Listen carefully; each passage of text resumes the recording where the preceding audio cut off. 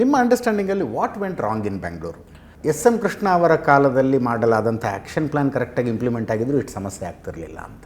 S M Krishna ಅವರು ಒಂದು ದೂರದೃಷ್ಟಿ ಇಟ್ಕೊಂಡು ಬೆಂಗಳೂರನ್ನು ಅಭಿವೃದ್ಧಿಗೆ ಒಂದು ಕಲ್ಪನೆಯನ್ನು ಇಟ್ಕೊಂಡಿದ್ರು. ಆ ಒಂದು ಕಲ್ಪನೆ ದೂರದೃಷ್ಟಿ ಕೋನ ಅವು ಕಡಿಮೆ ಆಗೋದು ತದನಂತರದ ವರ್ಷದಲ್ಲಿ. ಅದು ಒಂದು ರಿಂಗ್ ರೋಡಲ್ಲೋ ಅಥವಾ ಒಂದು ಫ್ಲೈಓವರ್ ಅಲ್ಲ, ಒಂದು ಪ್ರಾಜೆಕ್ಟ್ ವಿಷಯ ಅಲ್ಲ. But as a policy approach, governance, ಆಡಳಿತದಲ್ಲಿ ಅವರು ಏನು ಬೆಂಗಳೂರಿಗೆ ಒಂದು ಭವಿಷ್ಯದ ದೃಷ್ಟಿಕೋನವನ್ನು ಹೊಂದಿದ್ರು, ತದನಂತರದ ವರ್ಷಗಳಲ್ಲಿ ಅದು ಮುಂದುವರಿಲಿಲ್ಲ. ಎರಡನೇದು ಈ ಇಲ್ಲೀಗಲ್ ಲೇಔಟ್ಗಳು. ನಾನು ಪದೇ ಪದೇ ಅದನ್ನೇ ಮಾತಾಡ್ತಾ ಇರ್ತೇನೆ, ಯಾಕೆ ಅಂತಲೂ ನಂತರ ಹೇಳ್ತೇನೆ. ಇಲ್ಲೀಗಲ್ ಲೇಔಟ್ಗಳನ್ನು ನಾವು ಕಂಟ್ರೋಲ್ ಮಾಡಲಿಲ್ಲ. ಯಾವನೋ ರಿಯಲ್ ಎಸ್ಟೇಟ್ ಅವರು ಎಲ್ಲ ಕನ್ವರ್ಷನ್ ಇಲ್ಲ, ಪ್ಲ್ಯಾನ್ ಅಪ್ರೂವಲ್ ಇಲ್ಲದೆ ಸುಮ್ಮನೆ 4 ಕಲ್ಲಿಡೋದು, ಒಂದು ಸೈಟ್ ಮಾರೋದು. ಅಲ್ಲಿ 10 ಅಡಿಗೊಂದು ರೋಡು, 15 ಅಡಿಗೊಂದು ರೋಡು. ಅದಕ್ಕೆ ಎಂಟ್ರಿ ಸರಿಯಾಗಿರೋದಿಲ್ಲ, ಎಕ್ಸಿಟ್ ಇರೋದಿಲ್ಲ, ನೀರು ಹೊರಗಡೆ ಹೋಗೋಕ್ಕೆ ಜಾಗ ಇರೋದಿಲ್ಲ, ಸ್ಯಾನಿಟ್ರಿ ಇಲ್ಲ, ರೋಡ್ ಇಲ್ಲ, ಕುಡಿಯೋಕ್ಕೆ ನೀರಿಲ್ಲ. ಆದರೆ ಅವರೆಲ್ಲರಿಗೂ ನಾವು ಕಂಟ್ರೋಲೇ ಮಾಡಲಿಲ್ಲ. 2024ನೇ ಇಸ್ವಿಯಲ್ಲಿ ನಾನು ರೆವಿನ್ಯೂ ಮಿನಿಸ್ಟರ್ ಇದ್ದಾಗ ಅದನ್ನು ಸಂಪೂರ್ಣವಾಗಿ ಅದಕ್ಕೆ ಫುಲ್ ಸ್ಟಾಪ್ ಹಾಕಿದೆ. ಅದಕ್ಕೆ ಮೊದಲು 30 ವರ್ಷ ಇದನ್ನು ಬಿಟ್ಕೊಂಡು ಬಂದರು. ನಿಲ್ಲಿಸಬೇಕು ಅಂದಾಗ ಕೆಲವರು, ಎಲ್ಲರೂ ಅಲ್ಲ, ಇದು ಇಲ್ಲೀಗಲ್ ಆ್ಯಕ್ಟಿವಿಟಿ. ಎಲ್ಲ ಸೌಲಭ್ಯ ಡೆವಲಪರ್ ಕೊಡಬೇಕು. ಅವ್ರು ಏನು 4 ಕಲ್ಲು ಹಾಕೋದು ಬಿಟ್ಟರೆ ಇನ್ನೇನು ಸೌಲಭ್ಯ ಕೊಡ್ತಾ ಇರಲಿಲ್ಲ. ರೋಡ್ ಬಿಡ್ತಿಲ್ಲ, ಸ್ಯಾನಿಟ್ರಿ ಫೆಸಿಲಿಟಿ ಇಲ್ಲ. ಇವೆಲ್ಲ ಖರ್ಚುಗಳು ಕೊನೆಗೆ ಬಂದು ಕಾರ್ಪೊರೇಷನ್ ಮೇಲೆ ಬೀಳ್ತಾ ಇತ್ತು. ಡೆವಲಪರ್ ಮಾಡೋ ಕೆಲಸ ಅವನು ದುಡ್ಡು ಮಾಡ್ಕೊಂಡು ಹೋಗ್ತಾನೆ, ಅವನು ಮಾಡೋ ಕೆಲಸನ ನಾವು ಸಾರ್ವಜನಿಕರ ತೆರಿಗೆ ಹಣದಲ್ಲಿ ಮಾಡಬೇಕು. ಇದನ್ನು 30 ವರ್ಷ ಬಿಟ್ವಿ. ಯಾಕೆ ನಿಲ್ಲಿಸ್ಲಿಲ್ಲ? ನಿಲ್ಸೋಕ್ಕೂ ಆಗೋದಿಲ್ಲ ಅಂತ ಕೆಲವರು.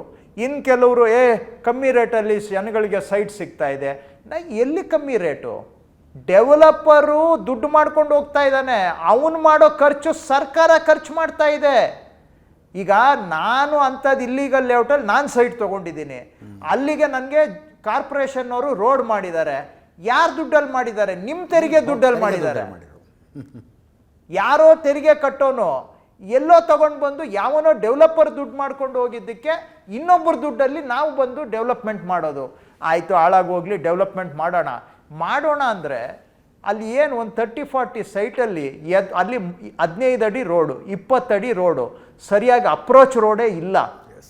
1 ಎಕರೆಗೆ 23-25 ಸೈಟ್ ಇದ್ದರೆ ನಡೀತದೆ. 1 ಎಕರೆಗೆ 50 ಸೈಟ್ ಮಾಡಿದರೆ ಅದಕ್ಕೆ ಟ್ರಾಫಿಕ್ ಹೆಂಗೆ ಮ್ಯಾನೇಜ್ ಮಾಡ್ತೀರಾ? ಅದರಲ್ಲಿ 15 ಅಡಿ ರೋಡ್ ಬಿಡ್ತೀರಾ? ಪಾರ್ಕಿಂಗ್ ಇಲ್ಲ, ಎಲ್ಲ ರೋಡ್ ಮೇಲೆ ಪಾರ್ಕಿಂಗು. ಆಮೇಲೆ ಮಳೆ ನೀರು ಹೊರಗೋಗಲ್ಲ, ಅಲ್ಲೆಲ್ಲ ಫ್ಲಡ್ಡಿಂಗ್ ಆಗುತ್ತೆ. ಇದು ಏನು ಅನ್ಪ್ಲ್ಯಾನ್ಡ್ ಗ್ರೋತ್. ನಾವು ಕಣ್ಣು ಕಾಣಿಸ್ತಾ ಇದ್ರೂ ಕೂಡ ಕಣ್ಣು ಮುಚ್ಕೊಂಡು ಅಲೋ ಮಾಡಿದ್ವಲ್ಲ. ಇವತ್ತು ಗಾರ್ಬೇಜ್ ಪ್ರಾಬ್ಲಮ್ಗೂ ಇದೇ ಕಾರಣ, ಟ್ರಾಫಿಕ್ ಪ್ರಾಬ್ಲಮ್ಗೂ ಇದೇ ಕಾರಣ, ನಿಮಗೆ ವಾಟ್ರ್ ಪ್ರಾಬ್ಲಮ್ಮು ಇಲ್ಲಿಂದನೇ ಆಗ್ತಾ ಇರೋದು, ಸೀವೇಜ್ ಪ್ರಾಬ್ಲಮ್ಮು ಇಲ್ಲಿಂದನೇ ಆಗ್ತಾ ಇರೋದು, ಮತ್ತು ಈ ಮಳೆ ನೀರು ನುಗ್ಗೋದು ಕೂಡ ಇಲ್ಲಿಂದನೇ ಆಗ್ತಾ ಇರೋದು. ಇವೆಲ್ಲ ಸಮಸ್ಯೆಗಳಿಗೆ ಇದೊಂದು ದೊಡ್ಡ ಕಾರಣ. ಇದನ್ನು ನಾವು ಕಂದಾಯ ಇಲಾಖೆಯಲ್ಲಿ 2000 ಒಟ್ಟಾರೆ ಸ್ಟೇಟ್ ಅಂತ ತಗೊಂಡಾಗ ವಿಪರೀತ ಬೆಂಗಳೂರು ಸೆಂಟ್ರಿಕ್ ಡೆವಲಪ್ಮೆಂಟ್ ಆಗಲಿಲ್ಲ. ನಿಜ ಆಗಿದೆ. IT ಇಲ್ಲೇ ಬೇಕು, BT ಇಲ್ಲೇ ಬೇಕು, ಹೆಸರುಘಟ್ಟದಲ್ಲಿ ಇನ್ನೇನೋ ಮಾಡ್ತೀನಿ ಅಂತ ಹೊರಡ್ತೀರಿ. ಇನ್ನೊಂದು ಏರ್ಪೋರ್ಟ್ ಅಂದ್ರೆ ಅದು ಇಲ್ಲೇ ನಿಮಗೆ ಪಕ್ಕದಲ್ಲೇ ಬೇಕು. ವಿಪರೀತ ನೀವು ಹೇಳೋದು ಅಬ್ಸರ್ವೇಷನ್ ಸರಿ ಇದೆ. ಆದರೆ ಈ ವಿಷಯದಲ್ಲಿ ನೀವು ಹೇಳಿದ್ದ ಅಬ್ಸರ್ವೇಷನ್ ಒಪ್ತೇನೆ, ಆದರೆ ಕನ್ಕ್ಲೂಷನ್ ಒಪ್ಪೋದಿಲ್ಲ. ಅಂದರೆ ಇದು ನಮ್ಮ ಉದ್ದೇಶ ಏನಲ್ಲ. ಎಲ್ಲ ಸರ್ಕಾರಗಳು ಕೂಡ ಬ್ಯಾಂಗ್ಳೂರು ಹೊರತುಪಡಿಸಿ ಬೇರೆ ಕಡೆ ಡೆವಲಪ್ ಮಾಡಬೇಕು ಅಂತ ಎಲ್ಲ ಪಕ್ಷದ ಸರ್ಕಾರಗಳು ಪ್ರಯತ್ನ ಮಾಡಿದ್ದಾವೆ. ನಾನು ನಿಮಗೆ ತುಂಬ ಹಿಂದೆ ತಗೊಂಡು ಹೋಗ್ತೀನಿ. SM ಕೃಷ್ಣ ಅವರು ಏನಾನ ಮಾಡಿ ಮೈಸೂರನ್ನು ಡೆವಲಪ್ ಮಾಡಬೇಕು ಅಂತ ಬಹಳ ಪ್ರಯತ್ನ ಪಟ್ಟರು. ನಿಮಗೆ ಜ್ಞಾಪಕ ಇದೆಯೇನೋ, ಆ ಕಾಲದಲ್ಲಿ ಬೆಂಗಳೂರಿಂದ ಮೈಸೂರಿಗೆ ಆ ಕಾಲಕ್ಕೆ ಒಂದು ಒಳ್ಳೆ ಹೈವೇನ ಮಾಡಿದರು. ಅದು ಬರೀ ಸ್ಟೇಟ್ ಗೌರ್ಮೆಂಟ್ ದುಡ್ಡಲ್ಲಿ ಮಾಡಿದ್ದು, ವಿತೌಟ್ ಸೆಂಟ್ರಲ್ ಮನಿ. ಸೊ ಮಾಡಿ ಇನ್ಫೋಸಿಸ್ಗೆ ರಿಕ್ವೆಸ್ಟ್ ಮಾಡಿ, ಇನ್ಫೋಸಿಸ್ ಅವರು ಆ ಕಾಲಕ್ಕೆ ಪ್ರಪಂಚದಲ್ಲಿ ಅತಿ ದೊಡ್ಡ ಕ್ಯಾಂಪಸನ್ನು ಮೈಸೂರಲ್ಲಿ ಕಟ್ಟಿದರು. ಇಷ್ಟೆಲ್ಲ ಅವರು ಫೋಕಸ್ ಮಾಡಿದ್ರು ಕೂಡ ಮೈಸೂರು ಟೇಕ್ ಆಫ್ ಆಗಲಿಲ್ಲ. ಹುಬ್ಳಿದು ಅದೇ ಕತೆ, ಬೆಳಗಾಂದು ಇದೇ ಕತೆ, ಕಲಬುರ್ಗಿದು ಕೂಡ ಇದೇ ಕತೆ. ಅದು ಏನಾಗಿದೆ, ಬೆಂಗಳೂರಲ್ಲಿ ಸಿಗುವಂತಹ ಒಂದು ಸಾಮಾಜಿಕ ವಾತಾವರಣ ಅಂದರೆ ಸೋಷಿಯಲ್ ಇನ್ಫ್ರಾಸ್ಟ್ರಕ್ಚರ್ ಅಂತ ಹೇಳ್ತಾರೆ, ಸೋಷಿಯಲ್ ಇಕೋಸಿಸ್ಟಮ್ ಅಂತ ಹೇಳ್ತೀವಲ್ಲ, ಇದು ಏನಿದೆ ಬರೀ ಕರ್ನಾಟಕದವ್ರಿಗೆ ಅಲ್ಲ, ದೇಶದಲ್ಲಿ ಯಾರೇ ಬೆಂಗಳೂರಿಗೆ ಬಂದರೂ ವಾಪಸ್ ಹೋಗೋ ಪ್ರಶ್ನೆನೇ ಇಲ್ಲ. ಅದು ಬೆಂಗಳೂರು ಅಟ್ರಾಕ್ಷನ್ ಹಂಗಿದೆ. ಇದರಲ್ಲಿ ಅರ್ಧ ಕಾರಣ ಏನು, ನಮ್ಮ ಬೆಂಗಳೂರಿನವರು ಕನ್ನಡಿಗರ ಹೃದಯ ವೈಶಾಲ್ಯತೆ ಒಂದು ಕಾರಣ. ಬಿಕಾಸ್ ನೀವು ಯಾವ ಸಿಟಿಗೆ ಹೋಗಿ ದೇಶದಲ್ಲಿ ಈ ತರಹ ಓಪನ್ನೆಸ್ಸು ನಿಮಗೆ ಎಲ್ಲೂ ಸಿಗೋದಿಲ್ಲ. ಎಸ್ಪೆಷಲಿ IT ಸೆಕ್ಟರ್ ಇದೆಯಲ್ಲ, ಅವ್ರಿಗೆ ಬೆಂಗಳೂರಂಥ ಸಿಟಿನೇ ಬೇಕು, ಮೈಸೂರಿಗೆ ಹೋಗಕ್ಕೆ ತಯಾರಿಲ್ಲ. ಇನ್ ಆಲ್ ರೆಸ್ಪೆಕ್ಟ್ಸ್ ನಿಮಗೆ ಹೇಳೋದಾದರೆ, ಮೈಸೂರಿನಲ್ಲಿ ಇನ್ಫ್ರಾಸ್ಟ್ರಕ್ಚರ್ ಚೆನ್ನಾಗಿದೆ, ಆ ವಾತಾವರಣವೂ ಚೆನ್ನಾಗಿದೆ, ಎನ್ವೈರ್ಮೆಂಟ್ ಚೆನ್ನಾಗಿದೆ, ಏರ್ ಕ್ವಾಲಿಟಿ ಚೆನ್ನಾಗಿದೆ, ಟ್ರಾಫಿಕ್ ಇಲ್ಲ, ನೆಮ್ಮದಿಯಾಗಿ ಬದುಕ್ಬೋದು, ಬ್ಯೂಟಿಫುಲ್ ಸಿಟಿ ಮೈಸೂರು. ಅಲ್ಲಿಗೆ ಹೋಗಲ್ಲ, ಅಲ್ಲಿ ಇಲ್ಲ, ಎಲ್ಲ ಬೆಂಗಳೂರಿಗೆ ಬರ್ತಾರೆ. ಇದು ಬೆಂಗಳೂರಿನ ಇಕೋಸಿಸ್ಟಮ್ ಆ ರೀತಿ ಇದೆ. Who was the most comfortable chief minister to work with? 4 ಜನರ ಜೊತೆ, 4ನೇವ್ರ ಜೊತೆ ಕೆಲಸ ಮಾಡ್ತಾ ಇದ್ದೀರಿ. ನಾನು ಇಲ್ಲ, 3, ಯಾಕಂದ್ರೆ ಒಂದು ಸಿದ್ದರಾಮಯ್ಯನವರು, ಕುಮಾರಸ್ವಾಮಿ, ಸಿದ್ದರಾಮಯ್ಯನವರು, DK ಶಿವಕುಮಾರ್ ಅವರು. ಸೊ ಸಿದ್ದರಾಮಯ್ಯನವರು ಭಾಳ ಆಡಳಿತದಲ್ಲಿ ಒಂದು ಸಿಸ್ಟಮ್ಯಾಟಿಕ್ ಆಗಿ ಕೆಲಸ ಮಾಡುವಂಥವ್ರು. ಅವರು ಅವ್ರವ್ರ ಡಿಪಾರ್ಟ್ಮೆಂಟು, ನಾನು ಅಗ್ರಿಕಲ್ಚರು 5 ವರ್ಷ ನಾನು ಹ್ಯಾಂಡಲ್ ಮಾಡಿದೆ. ಯಾವತ್ತೂ ಕೂಡ ನಮಗೆ ಏನೂ ಇಂಟರ್ಫಿಯರೆನ್ಸ್ ಇರ್ತಾ ಇರಲಿಲ್ಲ.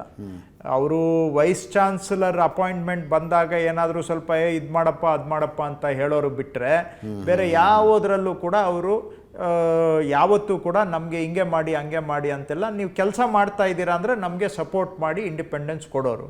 ಶಿವಕುಮಾರ್ ಅವರು ಉತ್ಸಾಹಿಗಳು, ಭಾಳ ಉತ್ಸಾಹಿಗಳು. ಅವ್ರಿಗೆ 10 ವರ್ಷದಿಂದ ಬಹುಶಃ ಏನೆಲ್ಲ ಮಾಡಬೇಕು ಅಂತ ಅವರು ಬ್ಯಾಕ್ ಆಫ್ ದ ಮೈಂಡಲ್ಲೇ ಎಲ್ಲ ಯೋಚನೆ ಮಾಡಿದ್ದಾರೆ. ನಾನು ಜವಾಬ್ದಾರಿ ವಹಿಸ್ಕೊಂಡಾಗ ಏನು ಮಾಡಬೇಕು ಅಂತ ತುಂಬ ಕೆಲಸ, ಎಲ್ಲ ಕೆಲಸ ನಾನು ಮಾಡಬೇಕು ಅಂತ ಅವ್ರಿಗೆ ಆಸೆ.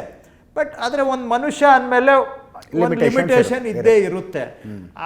ಅವ್ರಿಗೆ ಇರೋಷ್ಟು ಎನರ್ಜಿ ಬಹುಶಃ ದಿನಕ್ಕೆ 2 ಗಂಟೆ 3 ಗಂಟೆ ನಿದ್ದೆ ಮಾಡಿದರೆ ಹೆಚ್ಚು ಅಂತ ಕಾಣುತ್ತೆ.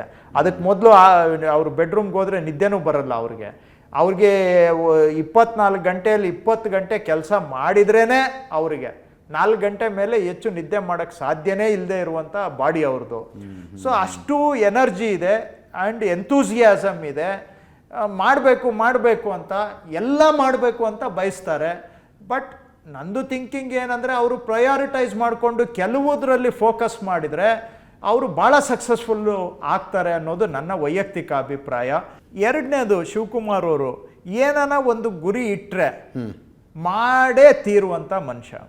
ಬಿಡದಿ ಟೌನ್ಶಿಪ್ ವಿಷಯದಲ್ಲಿ ನೋಡ್ತಾ ಇದ್ದೀವಿ. ಬಿಡದಿ ಅಂತಾದರೂ ನೀವು ಹೇಳಿ, ನಾವು 101 ಅದರ ಬೇರೆ ಬೇರೆ ಉದಾಹರಣೆಗಳನ್ನ ನಾನು ಕೊಡಬಲ್ಲೆ. ಅವ್ರಿಗೆ ಇರುವಂಥ ಆರ್ಗನೈಸೇಷನ್ ಕೆಪಾಸಿಟಿ ಬಹುಶಃ ಕರ್ನಾಟಕದಲ್ಲಿ ಯಾರಿಗೂ ಇಲ್ಲ. ಶಿವಕುಮಾರ್ ಅವ್ರಿಗೆ ಸ್ಟ್ರೆಂತ್ ಯಾವುದಿತ್ತು? ಈಗ ಬೆಂಗಳೂರಿಗೆ ನಾನಾ ಪ್ರಾಜೆಕ್ಟ್ಸು ಅವರು ಹಾಕಿದ್ದಾರೆ. ಈಗ ಉದಾಹರಣೆಗೆ ಈಗ ಅದರಲ್ಲಿ ಎಷ್ಟು ಟನಲ್ಗೂ ಬರ್ತೀನಿ. ಅದಕ್ಕೆ ಮೊದಲು ನೀವು ಒಪ್ತಿರೋ ಬಿಡ್ತೀರಾ, ಅದು ಇನ್ನೊಂದು ಸತಿ ಚರ್ಚೆ ಮಾಡೋಣ. ಗಾರ್ಬೇಜು 2006ನೇ ಇಸ್ವಿಯಲ್ಲಿ ಆಗಿರೋ ಗಾರ್ಬೇಜ್ ಟೆಂಡರ್ಸು ಇವತ್ತುವರೆಗೆ ಹೊಸ ಟೆಂಡರ್ ಆಗಿಲ್ಲ, ಆಗಕ್ಕೆ ಬಿಟ್ಟಿಲ್ಲ. ಓನ್ಲಿ ಶಿವಕುಮಾರ್ ಅವರು ಈಗ ಹೊಸ ಗಾರ್ಬೇಜ್ ಟೆಂಡರ್ ಸಿಸ್ಟಮ್ ಮಾಡಿ ಟೆಂಡರ್ ಮಾಡೋದಕ್ಕೆ ಸಾಧ್ಯ ಆಗಿರೋದು. ಈಗ ಬೆಂಗಳೂರಲ್ಲಿ ನೋಡಿ 1.5 ಕೋಟಿ ಜನ ಇದ್ದಾರೆ, 1.5 ಕೋಟಿ ವಾಹನಗಳಿದ್ದಾವೆ. ಹೌದು. ಇಷ್ಟು ವಾಹನ ಯಾವ ಸಿಟಿಯಲ್ಲೂ ಇಲ್ಲ. ರೈಟ್? ಮೆಟ್ರೋ ನಾವು ಮಾಡ್ತಾ ಇದ್ದೀವಿ, ಬಸ್ಸುಗಳು ಜಾಸ್ತಿ ಆಗ್ತೀವಿ, ರೈಡು ಸಬರ್ಬನ್ ರೈಲು ಮಾಡ್ತಾ ಇದ್ದೀವಿ. ಇದೆಲ್ಲ ಮಾಡಿದರೂ ಕೂಡ ಬೆಂಗಳೂರಲ್ಲಿರೋ ರೋಡ್ ಕೆಪಾಸಿಟಿ ಸಾಲದು. ಸರಾಸರಿ ಬೆಂಗಳೂರಲ್ಲಿ 13% ರೋಡ್ ಇದೆ. ಆ್ಯಕ್ಚುಲಿ 17-18% ಆದರೂ ಇರಲೇಬೇಕು ಮಿನಿಮಮ್. ಈಗ ನಾವು ಇರೋ ರೋಡ್ಗಳನ್ನ ವೈಡನ್ ಮಾಡೋಕ್ಕೆ ಹೋದರೆ ನಿಮ್ಮನೆ ಹೊಡಿಬೇಕು, ನಮ್ಮನೆ ಹೊಡಿಬೇಕು. ಸುಮ್ಮನೆ ಬಿಡ್ತೀರಾ ನೀವು? ದುಡ್ಡು ಖರ್ಚಾಗುತ್ತೆ, ಅದು ಬೇರೆ ವಿಷಯ. ಮನೆ ಹೊಡಿಯೋಕ್ಕೆ ಹೋದರೆ ಯಾರು ಸುಮ್ಮನೆ ಬಿಡ್ತಾರೆ? ಜನ ದೊಣ್ಣೆ ಎತ್ಕೊಂಡು ಬೀದಿಗೆ ಇಳಿತಾರೆ. ಸೊ ಹೇಗೆ ಮಾಡೋದು? ರೋಡ್ ಕೆಪಾಸಿಟಿ ನಾವು ಇನ್ಕ್ರೀಸ್ ಮಾಡಬೇಕು, ರೋಡ್ ಲೆಂಗ್ತು ವಿಡ್ತು ಇನ್ಕ್ರೀಸ್ ಮಾಡಬೇಕು ಅಂದರೆ ಇಲ್ಲ ಎಲಿವೇಟೆಡ್ ರೋಡ್ ಮಾಡಬೇಕು, ಇಲ್ಲ ಟನಲ್ ರೋಡ್ ಮಾಡಬೇಕು. ಇದು ಕೂಡ ಶಿವಕುಮಾರ್ ಅವರಿಂದ ಮಾತ್ರ ಸಾಧ್ಯ. ಅದನ್ನೆಲ್ಲವನ್ನು ಸ್ಯಾಂಕ್ಷನ್ ಮಾಡಿಸಿದ್ದಾರೆ. ಸೊ ಅವರ ಕೆಪಾಸಿಟಿ. ಆಮೇಲೆ GBA ಆ್ಯಕ್ಟು, ಇದು ಕೂಡ 10 ವರ್ಷದ ಹಿಂದೆ ಆಗಬೇಕಾಗಿದ್ದು. ನಾನು ಕೂಡ BJP ಸರ್ಕಾರ ಇದ್ದಾಗ ನಾನು ಅಪೋಸಿಷನ್ ಪಾರ್ಟಿ MLA ಆಗಿ ಆ ಕಮಿಟಿಯಲ್ಲಿದ್ದಾಗ ಎಲ್ಲರೂ ಒಪ್ಕೊಳ್ತಾರೆ, ಹೌದು BBMP ಅದು ಕೆಲಸ ಮಾಡ್ತಾ ಇಲ್ಲ, ಇವತ್ತಿರೋ ಅಡ್ಮಿನಿಸ್ಟ್ರೇಟಿವ್ ಸ್ಟ್ರಕ್ಚರು ಆಗೋದೇ ಇಲ್ಲ ಅಂತ ಎಲ್ಲ ಒಪ್ಕೊಳ್ತಾರೆ. ಆದರೆ ರೀಸ್ಟ್ರಕ್ಚರ್ ಮಾಡೋಕ್ಕೆ ಯಾರ ಕೈಲೂ ಆಗಲಿಲ್ಲ. ಕೊನೆಗೆ ಶಿವಕುಮಾರ್ ಅವರೇ GBಯ ರೀಸ್ಟ್ರಕ್ಚರಿಂಗ್ ಮಾಡಿದ್ದು. ಅಲ್ಲಿ ಏನು ರೀಸ್ಟ್ರಕ್ಚರ್ ಮಾಡಿದ್ರೆ ಏನು ಬಂತು ಸರ್? 8 ವರ್ಷದಿಂದ ಬೆಂಗಳೂರಿಗೆ ಮೇಯರ್ ಇಲ್ಲ, ಎಲೆಕ್ಷನ್ ಆಗಿಲ್ಲ, ಅದು ಬೇರೆ ವಿಷಯ, ಅದು ಸಪ್ರೇಟ್ ವಿಷಯ. ನಾನು ಒಪ್ಕೊಳ್ತೇನೆ. ನಾನು ಕಾನ್ಸ್ಟಿಟ್ಯೂಷನಲ್ಲಿ ಸಂವಿಧಾನದಲ್ಲಿ ನಂಬಿಕೆ ಇರೋನಾಗಿ ಕಾಂಗ್ರೆಸ್ ಪಕ್ಷ 73rd 74th ಕಾನ್ಸ್ಟಿಟ್ಯೂಷನ್ ಅಮೆಂಡ್ಮೆಂಟ್ ಮಾಡಿದ್ದೇ ನಾವು ಕಾಂಗ್ರೆಸ್ ಪಾರ್ಟಿ ಮಾಡಿ. ಆದರೆ ಇವತ್ತು ಎಲೆಕ್ಷನ್ ಮಾಡಿಲ್ಲ ಅಂತ ಹೇಳಿದ್ರೆ ನಾನು ಒಪ್ಪೋದಿಲ್ಲ. ಅದನ್ನ ನಾನೇನು ಡಿಫೆಂಡ್ ಮಾಡ್ಕೊಳಕ್ ಹೋಗೋದಿಲ್ಲ. ಇರ್ಬೋದು GBಯ ರೀಸ್ಟ್ರಕ್ಚರಿಂಗ್ ಕಾರಣದಿಂದ ನಿಧಾನ ಆಗಿದೆ, ಸತ್ಯನೇ. ಏನೇ ಆದರೂ ಕೂಡ ಟೈಮ್ ಟು ಟೈಮ್ ಎಲೆಕ್ಷನ್ ಆಗಬೇಕು. ಈ ವಿಷಯದಲ್ಲಿ ನಾನು ಸುಮ್ಮನೆ ನಿಮ್ಮ ಹತ್ರ ವಿತಂಡವಾದ ಮಾಡಕ್ ಹೋಗೋದಿಲ್ಲ. ಆದರೆ ಈಗ GBಯ ರೀಸ್ಟ್ರಕ್ಚರಿಂಗ್ ಆಗಿಬಿಟ್ಟಿದೆ. ಈಗ SIR ನಡೀತಾ ಇದೆ. SIR ಆದಮೇಲೆ ಎಲೆಕ್ಷನ್ ಮಾಡಲೇಬೇಕು. ಎಸ್.